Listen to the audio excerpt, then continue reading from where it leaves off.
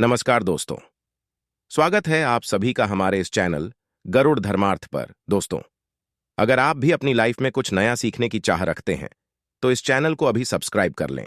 दोस्तों, आप में से काफी लोगों को पता नहीं होगा कि आखिर धनतेरस के दिन दीपक क्यों जलाते हैं।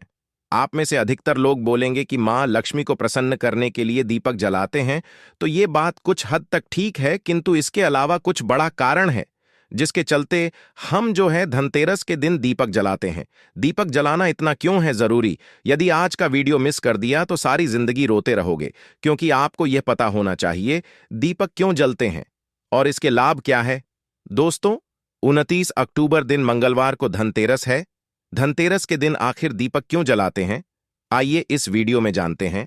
साथ ही साथ मैं आप लोगों को एक ऐसी गुप्त जगह में दीपक जलाने की बात बताऊंगा जिस जगह में यदि आप 5 दिन तक दीपक जला लेते हैं तो साक्षात मां लक्ष्मी आपके घर में आ जाती है। ना चाहते हुए भी आपकी सेवा भाव को देखकर कि मां लक्ष्मी को यदि उस जगह पर 5 दिन तक दीपक जला दे तो आना पड़ता है। आपकी कंगाली, आपकी गरीबी आपके जीवन में चल रही परेशानी, कष्ट एवं कोर्ट कचहरी के मामले चल रहे हो, उसे भी दूर करना का पड़ता है। वीडियो ध्यान से देखना, तब आपको समझ में आएगा। देखिए, देश के अधिकांश भागों में यम के नाम पर दीपदान करने की परंपरा है। तो देखिए, दीपावली के 2 दिन पूर्व धन्वंतरी त्रयोदशी के सायंकाल में मिट्टी का कोरा दीपक लेकर के आते हैं। इसमें तिल का तेल डाल करके नवीन रुई की बत्ती रखते हैं, या फिर आपके समर्थ अनुसार, जैसे कि तिल का तेल है, या फिर फली का तेल है, या फिर सरसों का तेल है, या फिर हो सके तो आप जो है घी का दीपक भी सकते हैं। तो आप अपने समर्थ अनुसार दीपक जलते हैं। किंतु आखिर ये दीपक क्यों जलाते हैं, इसके पीछे क्या कारण है, सारी जानकारी आई है। इस वीडियो में मैं आप लोगों को विस्तार से बताऊंगा, क्योंकि गरुड़ धर्मार्थ चैनल का मकसद है जनहित एवं जन कल्याण करना। यदि आप इस वीडियो को देख लेंगे तब आपको समझ में आ जाएगा कि वास्तव में हम दीपक क्यों जलाते हैं और हमें दीपक क्यों जलाना चाहिए। और वास्तव में इस वीडियो को देखने के बाद आपको एक एक्स्ट्रा लाभ मिलेगा कि आपके घर से गरीबी जन्मों की जो कंगाली है वह चली जाएगी। कहते हैं कि बहुत हंसराज नाम का एक प्रतापी राजा था। एक बार वह अपने मित्रों, सैनिकों और अंगरक्षकों के साथ जंगल में शिकार खेलने के लिए गया। संयोग से राजा सबसे बिछड़ करके अकेला रह गया और भटकते हुए एक अन्य राजा जिसका नाम था हेमराज के राज्य में पहुंच गया। कथा ध्यान से सुनना, तभी आपको समझ में आएगा, और कमेंट बॉक्स में जय माता लक्ष्मी जरूर लिखना। तो हेमराज ने थके हारे हंसराज का भव्य स्वागत किया। ठीक है, उसी रात हेमराज के यहां पुत्र का जन्म हुआ। खुशी के अवसर पर हेमराज ने राज्य के उत्सव में सम्मिलित होने के लिए आग्रह के साथ हंसराज को कुछ दिन तक वहां ठहरने के लिए रोक लिया। बच्चे की छठी के दिन एक विचित्र घटना घटित हुई। ध्यान से सुनना। पूजा के समय एक देवी प्रकट हुई और बोली, आज इस शिशु की जो इतनी खुशी मनाई जा रही है, ये अपने विवाह के चौथे दिन मृत्यु को प्राप्त हो जाएगा। इस भविष्यवाणी से सारे राज्य में शोक छा गया। हेमराज और उसके परिजनों पर ऐसा समझो कि वज्रपात हो गया हो। पहाड़ के सामान दुख आ गया। सब के सब स्तंभित रह गए, चुप रह गए। इस शोक के समय हंसराज ने राजा हेमराज और उसके परिवार को बिल्कुल ही आश्वासन दिलाया और विचलित न होने का आश्वासन दिलाया, और बोला कि इस बालक की रक्षा मैं करूंगा और संसार की कोई भी शक्ति इसका बल बांका का नहीं कर सकेंगी। इसकी रक्षा मैं स्वयं करूंगा। ध्यान से सुनना। तो हंसराज ने यमुना के किनारे एक भूमिगत किला बनवाया और उसी के अंदर राजकुमार के पालन पोषण की व्यवस्था करवाई। इसके अतिरिक्त राजकुमार की प्राण रक्षा लिए हंसराज ने सुइयों के ब्राह्मण से अनेक तांत्रिक अनुष्ठान, यज्ञ, मंत्र, जाप आदि की व्यवस्था भी करवा रखी थी। धीरे धीरे राजकुमार युवा हुआ। उसकी सुंदरता एवं तेज वर्ष जो तेज था, उसकी चर्चा सभी तरफ बिल्कुल ही संसार में फैलने लगी। राजा हंसराज के कहने पर हेमराज ने राजकुमार का विवाह भी करवा दिया। जिस राजकुमारी से युवराज का विवाह हुआ था वह साक्षात लक्ष्मी लगती थी। ऐसे सुंदर वर वधू की जोड़ी जीवन में किसी ने नहीं देखी थी। विधि का विधान, विवाह के ठीक चौथे दिन यम के दूत राजकुमार के प्राण हरने के लिए आ पहुंचे। कथा ध्यान से सुनना दर्शकों।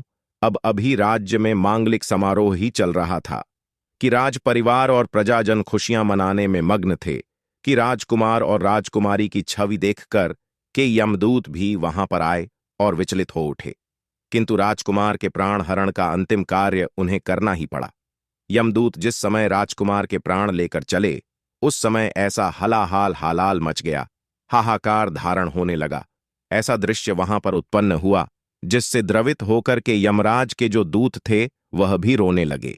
इस घटना के कुछ समय पश्चात एक दिन यमराज ने प्रसन्न मुद्रा में अपने यमदूतों से पूछा, दूतों, तुम सब अनंत काल से पृथ्वी के जीवों का प्राण हरण करते आ रहे हो, क्या तुम्हें कभी किसी जीव पर दया आई है और मन में यह विचार उठा है कि इसे छोड़ देना चाहिए?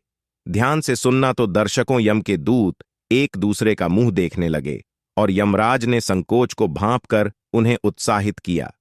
झिको मत, यदि ऐसा प्रसंग आया है तो निर्भर होकर के हे यमदूतों बताओ। इस पर एक दूत ने सिर झुका करके निवेदन किया। यमराज से मृत्यु के देवता यमराज से बोले, ऐसा प्रसंग तो काम ही आता है स्वामी, किंतु एक घटना अवश्य हुई है जिसकी स्मृति मुझे आज भी विचलित कर देती है। ये कहते हुए जो यम के दूत थे उन्होंने हेमराज के पुत्र की प्राण हरण की संपूर्ण घटना यमराज को बताई। इस दुखद प्रसंग से यमराज भी विचलित हो उठे और इसे लक्ष्य करके ध्यान से सुनना। इसका लक्ष्य करके दूत बोला कि ना ध्यान से सुनना, क्या कोई ऐसा उपाय नहीं जिस उपाय से अकाल मृत्यु से प्राणियों को छुटकारा मिल जाए और मृत्यु के देवता यमराज जो प्राण हरते हैं इससे बच सके? तो इस पर यमराज ने कहा, जीवन और मृत्यु ये सृष्टि का अटल नियम है तथा इसे बदला नहीं जा सकता। किंतु यमराज ने कहा कि धनतेरस को पूरे दिन का व्रत और यमुना में स्नान कर धनवंतरी और यम का पूजन दर्शन काल मृत्यु से बचाव कर सकता है।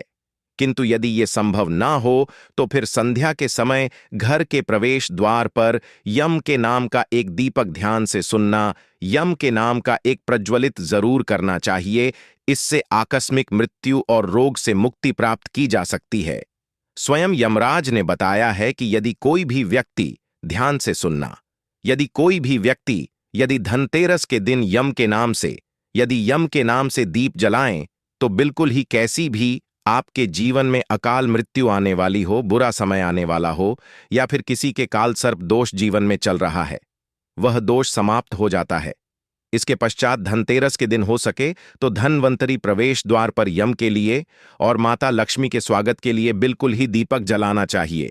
ये भी कहा जाता है, शास्त्रों में लिखा है कि पितरों के नियमित हेतु यदि शमशान में इस दिन दीपदान किया जाए, दक्षिण दिशा की तरफ यदि पितरों के नियमित हेतु इस दिन दीपदान किया जाए तो आपके पितृ यदि यमलोक में किसी कारणवश भटक रहे हैं, उनकी आत्मा ने यदि मोक्ष नहीं पाया है तो दीपदान करने से उनकी आत्मा को मोक्ष की प्राप्ति होती है, उन्हें प्रकाश की प्राप्ति होती है।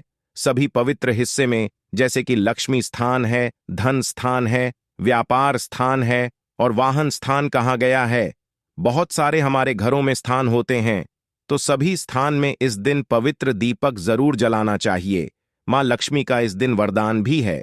एक कथा के अनुसार माता लक्ष्मी ने स्वयं कहा है कि जिस घर में धनतेरस के दिन कल कि मैंने कथा में बताया था, आप सभी दर्शकों को जरूर पता होगा, जिस घर में यदि धनतेरस के दिन 13 दीपक जलते हैं, 13 दीपक ही आपको जलाने हैं, धनतेरस के दिन 13 दीपक जलते हैं, तो ऐसे घर में मैं मजबूर होकर के स्वयं साल भर निवास करती हूं और ऐसे घर को धन दौलत से परिपूर्ण बना देती हूं।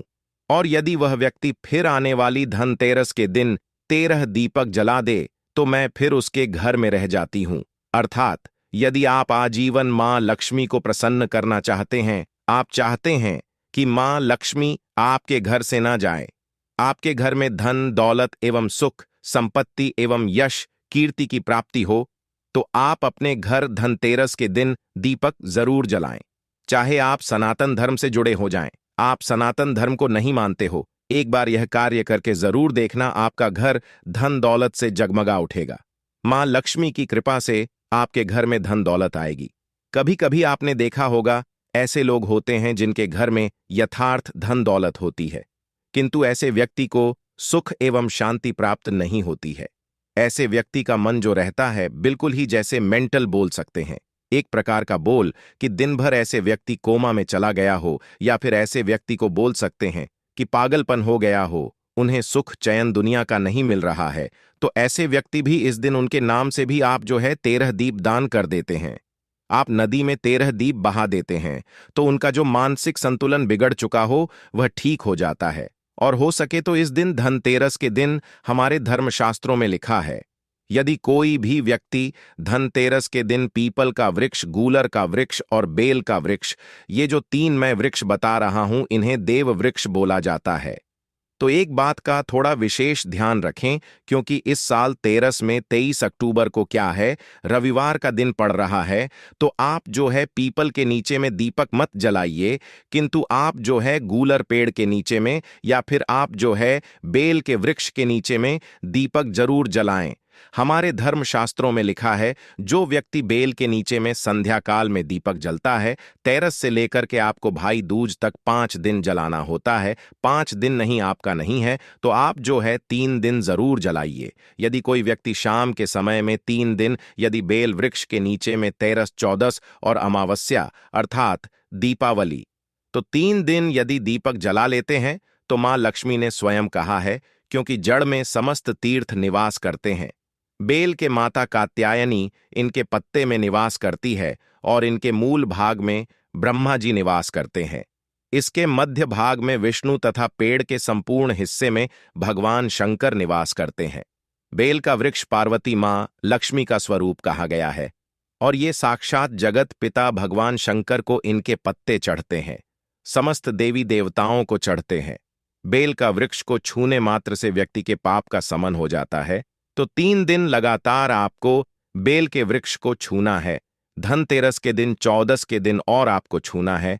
दीपावली के दिन कैसी भी आपके जीवन में कैसा भी आपके शरीर में दोष चल रहा हो, आपके जीवन में कठिनाई चल रही हो, वो सारी कठिनाई दूर हो जाती है। और 3 दिन लगातार आपको जरूर जलाना है बेल वृक्ष के नीचे में। बिल्कुल ही आप खुद देखना, मां लक्ष्मी आपके घर में आकर के आपको किसी ना किसी माध्यम से धन दौलत प्रदान करेगी। चाहे आपको रोजगार देगी, ये आपको व्यवसाय के माध्यम से धन प्रदान करेगी, किंतु किसी ना किसी माध्यम से आपके घर में 10 दिशाओं से धन आना शुरू हो जाएगा। और देखते देखते आप कुछ दिनों के भीतर में धन दौलत से परिपूर्ण होकर के दूसरों को बहुत ही ज्यादा दान देने में समर्थवान हो जाएंगे। तो यह थी आज की विशेष जानकारी। उम्मीद है यह जानकारी आपके काम आएगी। यदि वीडियो अच्छा लगा हो तो एक लाइक अवश्य कर दीजिए और रोजाना नई नई जानकारी प्राप्त करने के लिए हमारे इस चैनल को अभी सब्सक्राइब करें। धन्यवाद।